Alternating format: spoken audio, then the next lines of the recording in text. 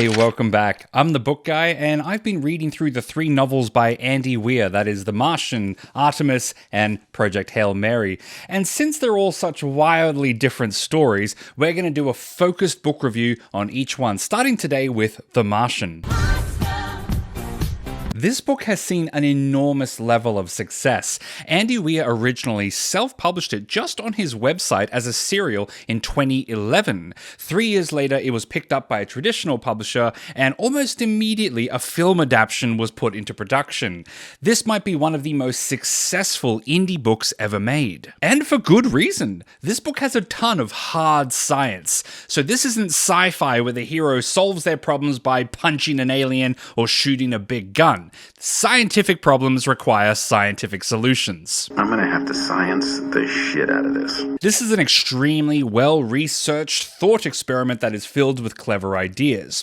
Yet the most impressive thing, at least to me, is how easy it is to understand this book. It has some big scientific concepts, yes, but in such a easy-to-understand, accessible way. This is why I call Andy Weir's books simple but smart. There's a popular belief in the book world that something has to be complicated in order to be smart, but I've seen plenty of complex stories that were, well, let's just say, not that smart.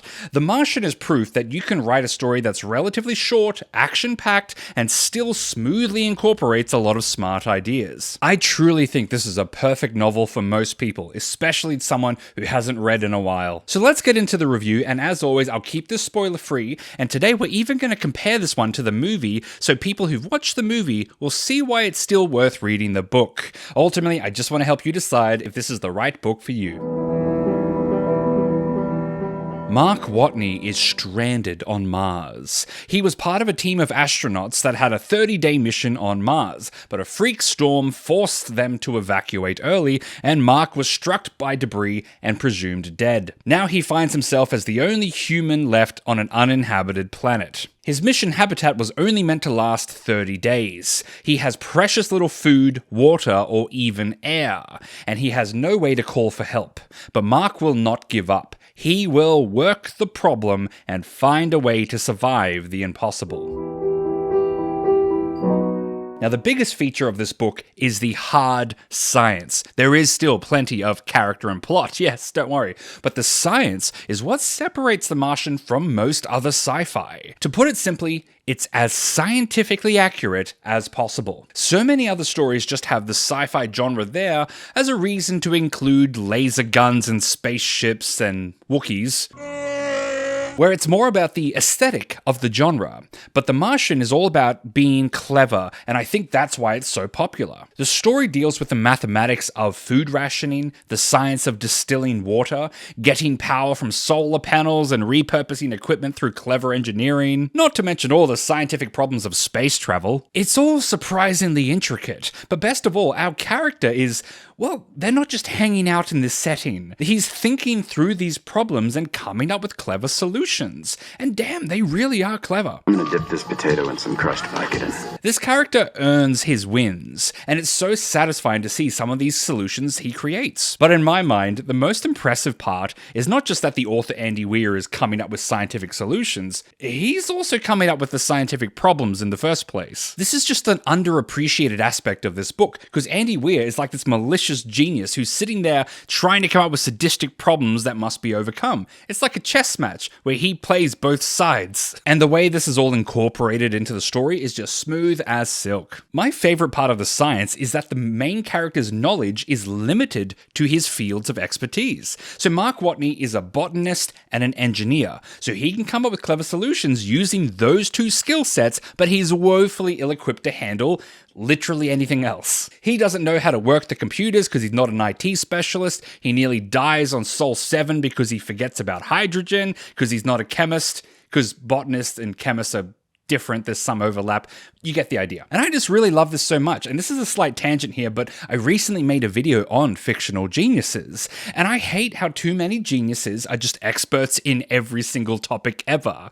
It's not great writing. For one, it makes them Mary Sue characters. Two, it's unrealistic because it takes years of study to become an expert at something. And three, the story will have more tension if the character has limits. It's like the author Brandon Sanderson says about magic. Limitations are more interesting than power. The same goes for intelligence. It's very cool that Mark Watney has skills as an engineer and a botanist, but there's so much more tension in the story because there's things he doesn't know. It's the things that he doesn't know that's going to get him killed, the areas of ignorance. In my opinion, Mark Watney becomes more sympathetic because he's competent in some areas but weak in others. This story is far more exciting than if he was just a flawless all-rounder who knew everything. This is also something Andy Weir does in his other two books, by the way. His protagonists aren't experts at everything. They only know what they would realistically know, and their knowledge is limited, but more on that later. Still, one thing I should say about the science is that it may not please everyone, and that's okay. You see, some people truly love this book, but I've seen other people say that they struggled with it because there was just so many scientific explanations. Here's what I heard.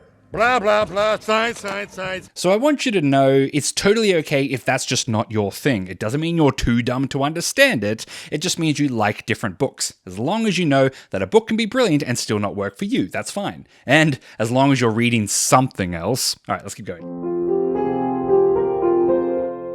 Now, the science is all pretty cool, but there is great characterization. Now, the overall emphasis on character writing is clearly Mark Watney, the Martian himself. Much of this story is told through his journal entries, so it's all written in Mark's distinct voice. He's an astronaut, which means he's a brave adventurer and explorer, but he's also a scientist, which means he works hard and thinks through problems. The best thing about Mark is his sense of humor. So this guy has one coping mechanism, and it's his load-bearing sense of humor. He's the friendliest on his team, and he's the most well-liked because of his outgoing nature. And so everything in the scientific journaling of his is sprinkled over with smart comments and cynicism. And it's great, it's so much fun. In fact, it's when he stops being funny that you have to worry about him. We also see, the immense psychological pressure that Watney is under through the isolation of Mars. I mean, this book has so much cool science, but it also delivers a nuanced psychological depiction of a character's state of mind and the way it deteriorates. I think it's very well done. The way his professionalism starts to break down from the stress and his desperate clinging to hope in the face of long survival odds feels very real. Now, there are other characters in this book, the members of Watney's astronaut team and key members of NASA on Earth, and they don't get as much characterization focus in the story, but I also think that's the right call. This is Mark's story. It's all about the isolation. Though at the same time, the side characters are not just like boring blobs of nothing. I think there are two-dimensional characters, and there's a couple of key features to make each of them distinct and unique, but there's not heavy development or arcs. I will highlight one side character, which is Commander Melissa Lewis, and she gets above average characterization because she's the leader of her team. She's a stone-cold leader with peak professionalism, but who also is struggling with the guilt of losing a team member. There's this interesting tension to her character as she tries to continue with the mission even though personal feelings are getting in the way. Ah, an emotional mission. Love it. Overall, I will say that character writing is not crazy levels of depth and complexity, but still more than enough to do a good job. This is a tricky book to discuss plot lines without spoilers, so I'm going to be keeping it very vague today, but we have short-term survival, long-term survival, and rescue. So first, Mark has to figure out how to get air, water, and food, the bare essentials, and that's just short-term. And it's surprisingly difficult. It's not just about using the equipment on hand, he's got to innovate constantly for bare necessities. But then the next question becomes, even if he does get all of those things, how the hell is he going to get home? That's the bigger long-term survival questions that take some more ambitious science. How can he get in contact with NASA? And even if he does get in contact with them, how are they going to get him home before he runs out of food? The third plotline is rescue, and that's mostly everyone else in the story, not just Mark. So that's the Ares 3 team of astronauts and NASA on Earth. They can't just drive down the road and pick up old mate. They got to put together a hell of a plan for rescue to even be an option. So as you can see, all three of these plotlines really revolve around scientific problems and scientific scientific solutions. I think it's brilliant the way that the story is directly tied with real obstacles. And best of all, I love that things just keep getting worse. Excuse me, were you going to say worse? No. Almost no plan works out the way they intended. There's so many interruptions and nasty surprises. I mean, it's a man versus nature story, and nature is unforgiving. That said, I have seen a common critique of this book that there's a little bit of a formula to the cycle of new problem, new solution, and around it goes. That's that scientific circuit. I can see how there is a little bit of that structure here, absolutely, but personally, I don't think that's a bad thing. I like the way that the plot lines played out. The Martian is also one of the most hopeful stories you'll ever read, and I think that's why so many people love it, not just for the cool science, but also for how inspiring it is. There are two themes that really fill this story with heart. The first is simply work the problem. That is Mark's motto all through the story. He has so many things trying to kill him, it's overwhelming, he's alone, the odds are extremely high that he's gonna die, yet he keeps saying, work the problem. Work the problem. Focus on one thing and work on it until you find a solution. Treat it like a job and apply yourself to the fullest of your ability. This is so well done because it also shows that some things are just unfair. I know so many stories that have a message of don't give up, but they never confront just how hopeless some situations can be. It's a survivor's bias. Things worked for me, so they'll work for you. Not necessarily, but I think that The Martian handles this theme by acknowledging that sometimes life can just pile on, and one unfair thing happens after another, and you can still work the problem. So it's not just blind idealism, it's a more mature hope. The second theme is this: it's human nature to help others. If we see someone in need, it is our natural inbuilt response to want to help them. Now, I'll be honest, I first read The Martian about 6 years ago, and this theme really pissed me off, because I didn't think that was realistic. There are so many horror stories I've heard about where companies and corporations leave their employees to die because it's cheaper than rescuing them. We see people online all the time laughing and celebrating the suffering of others. So why would anyone spend all this money to try to rescue a guy on Mars? Yet when I read this book again recently, I had a completely different perspective. Now it's that most people would help others. The book even acknowledges that in this quote. Every human being has a basic instinct to help each other out. It might not seem that way sometimes, but it's true. If a hiker gets lost in the mountains, people will coordinate a search. If a train crashes, people will line up to give blood. If an earthquake levels a city, people from all over the world will send emergency supplies. This is so fundamentally human that it's found in every culture without exception. Yes, there are assholes who just don't care, but they're massively outnumbered by the people who do. And I think that's a beautiful theme. It's so easy these days to focus on the cruel, the malicious, and the calloused people in the world. But they are, and always will be, a minority. Most people care about others, and that is a comforting thought. You may have different thoughts on this theme, and that's totally okay, but my ultimate point here is that the book is rich with meaning. It's so much more than just a bunch of science, it's filled with layers. So you can engage with these themes on your own, and that's the joy of reading. We'll all get something different from it. Okay, let's talk about the movie. Now, I've read this book twice and watched the movie twice. The film was even nominated for an Academy Award for Best Picture. This was, of course, over 10 years ago when those awards still had some legitimacy. Still, while the movie is fantastic and overall a very faithful adaptation, there's quite a few important changes. And that's why I'm still recommending the book today, even if you've already seen the movie. The first big change is that the movie has a lot less science.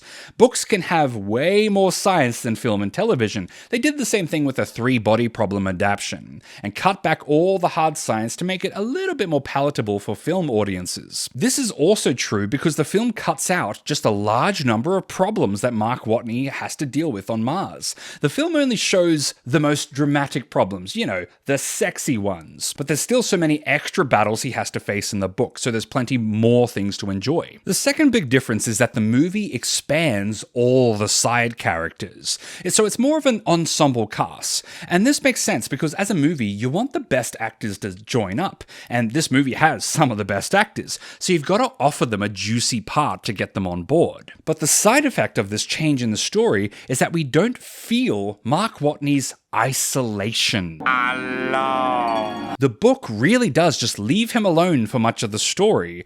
Expanding on all the other characters changes that feeling. This is further changed by the movie cutting back and forth a lot more between Mark and the other characters, often playing two scenes on Earth and Mars back and forth at the same time, cutting between them. In the book, there are long chapters in a row of pure isolation, and the film does try to balance that by showing the isolation through huge landscape shots of barren wastelands, but it is an important change in tone. And third, the movie is way more dramatic. Everything's messier and comes down to the last second, which is fair enough, it's Hollywood. But I think the over-the-top dramatics can take away from the realism of the story. Part of this is because in the book, the story is all told in a logbook form. Mark is writing down his story after all the big events have taken place, with a few exceptions. So he's recounting what's already happened, meaning he survived. So the story is often written in a less panicky voice with more clinical detachment. The movie shows, on the other hand, all the stressful bits. It's a good change and it's appropriate for the film, but it's one of the reasons why both the book and the movie are good. You'd think that a book about a guy being trapped alone on Mars wouldn't have much diversity, but it's surprising just how much there is of it in this book. For one, NASA has some of the smartest people from all over the world. There's a real multicultural feel to their chapters, instead of making them all white Americans. This genuinely makes the story better, because it's not just America trying to save Mark Watney, it's all of humanity, and makes the story a lot deeper. There's also a lot of women in the book, both in leadership roles and as top experts in their field, and they're really damn competent. It's great to see. Plus, one of the NASA scientists, Rich Purnell, is very autism coded, and I thought that was well done. There's not much of a content warning to worry about here. I mean, the book does have a ton of swearing. Mark Watney is very irreverent, because he's in a life and death situation, so lots of F words. The movie only lets one slip past. You, Mars. Though there are a few mature themes in the story, like Mark considering suicide by cyanide rather than a long death through starvation, and there's one discussion around cannibalism for survival, but ultimately it is just not a dark or violent story. Is the ending worth it? Yeah, absolutely. This book has such a brilliant third act. It's not just a cool concept with a fumbled ending. This is where it really all comes together with a hell of a bang. It's a great ending, so I think it is 100% worth the read. So that's all from me today. I'll be back shortly to discuss Andy Weir's other novels, Artemis and Project Hail Mary, so good luck and happy reading. If you enjoy long and thorough book reviews, subscribe to see more. I normally review whole series of books, so check out my channel to help you find your next read. Let me know your thoughts on The Martian. Do you think it lived up to the hype, in your opinion? You can support my channel by buying my books, The Immortal Investigations, an urban fantasy series. You can check out my online shop or my Patreon to help me keep doing what I do. I'll see you next time, and I hope you enjoy a good book today. Bye.